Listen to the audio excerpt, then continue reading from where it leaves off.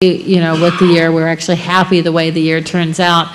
But you have to take action. You can't sit around and just hope and pray. I hate to say it, but it seems like our city and county government are just hoping the economy will come back. And it's not going to. We're in a reset economy. We had what I consider a false economy for several years based on the back of subprime loans, housing prices going up at a unsustainable level, people borrowing money against their houses and buying refrigerators and cars and all kinds of new things that stimulated the economy for those years. But that's gone now. We've reset back to about 2003, 2005 timeframe, and it's going to be much slower digging our way out of that. So you have to be realistic. You have to look at the numbers. Sales always say, oh, no, I'll just go sell harder. I'll just make it harder. I'll just sell more. We'll work harder. But looking at the trend lines, you can't ignore that. You can't look at what you actually sold last month and the month before and the month before and then think that magically that's going to change next month. That just, that's unreasonable to think that. So how do you adjust your strategies? Do you do that on a monthly, quarterly, annual basis? We're pretty much we look at it on a weekly basis. We make adjustments on a quarterly basis if needed.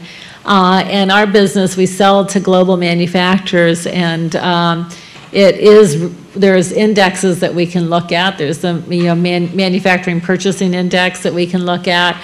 There's GNP that we can look at, and some analysts recently mapped our numbers to U.S. GNP and came up with the formula that says if we rise or fall 3 times the increase of GNP.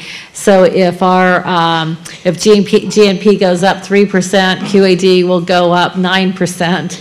In sales. If it goes down 3%, we're going to go down 9%. And he mapped it over the last last few years. And you look at that and you went, oh my goodness. He's like, it's true. And we had not thought of that index. We had not thought of that correlation. But you need to find a correlation for your business. And there's lots of indexes out there. And it's hard to buck that index after a particular size. You think, oh, well, if you're very, very small, what difference does it make if, the economy's falling because I'm only selling $100,000 a year and the market is $10 million and locally for that business, it seems like you can take market. But it's hard to take market. It's much easier to go with the growth or the growth or decline of a market. Thank you. Looks like we have one more question, please. Yes, first off, I'd like to thank you for speaking to us tonight. I'd like to know what were some of the challenges you faced in incorporating different cultures into your business when you globalized it. Not as far as the technology, like you're saying, of the different tax codes, as far as just the people aspect of the actual in the office type deal. Yeah, it is very, very different. Personalities are very country oriented, and what's interesting about America is we're like a melting pot of cultures because we all came from somewhere. Not very many of us are Native American Indians, and you can start as you understand the cultures from country to country. You can actually see it in people whose ancestors came from that country. I'll pick on my husband, who his family's primarily Swiss German, and he's very to the numbers oriented and precise and everything laid out exactly. And you go to Switzerland, and that's the place where the trains run exactly on time to the minute. The streets are immaculate. That people are very, very precise. They don't overuse words. Everything is very precise, very accurate, and you can just see that in Switzerland. You go down, my mother's Italian, and you go down to Italy, and everybody's talking with their hands like I do. Our daughter just went there on spring break, went to Italy, and she emailed and she said, "Mom, the food in Italy is the best in the world.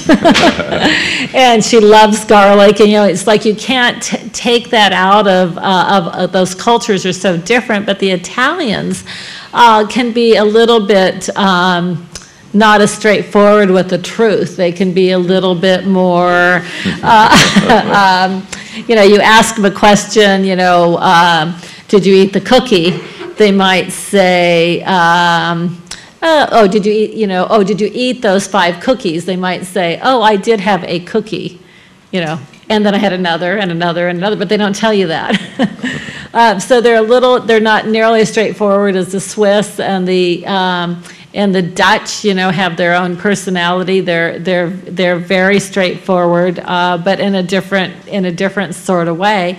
And they drink buttermilk every day. I don't know what's up with that, but they drink tons of buttermilk in Holland. And then the Chinese actually want to have that command and control leader in the office.